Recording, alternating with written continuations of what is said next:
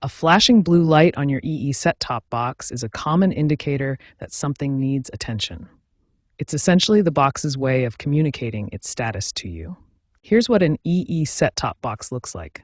Notice the blue indicator lights on the top of the device. These are your primary status indicators. The specific pattern of the flashing blue light can tell you what's going on. Let's look at the different patterns and what they mean. A slow flashing blue light usually means the box is in pairing mode or trying to connect to your network or EE services. A fast flashing blue light often indicates the box is booting up or initializing its systems. Now let's explore the main categories of issues that can cause these flashing blue light patterns. There are three main categories of issues that can cause flashing blue lights on your EE set-top box. First, pairing issues. This happens when your set-top box is trying to connect to your EE account, pair with your remote control, or establish network authentication. Second, signal-related problems. These occur when there are issues with your internet connection, network congestion, or router configuration problems. Third, boot and initialization troubles. This includes firmware issues, hardware component problems, or power supply inconsistencies. Understanding these patterns is the first step in troubleshooting your device. By identifying whether your blue light is flashing slowly or quickly, you can narrow down the potential cause and take appropriate action.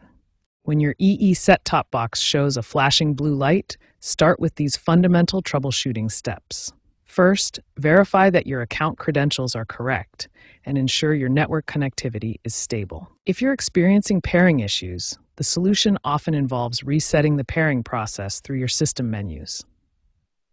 Navigate to your settings and look for the pairing or remote control options. For signal-related problems, you'll want to test your network speed and check the stability of your internet connection.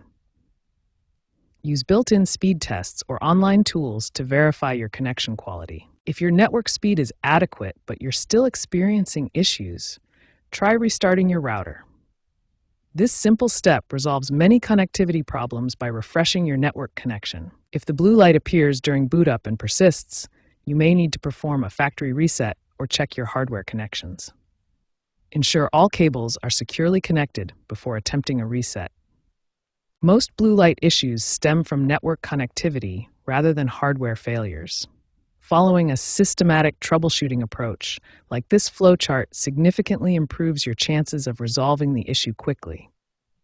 Remember, approximately 60 to 70% of blue light issues are resolved through these basic troubleshooting steps. If all else fails, don't hesitate to contact EE technical support for professional assistance.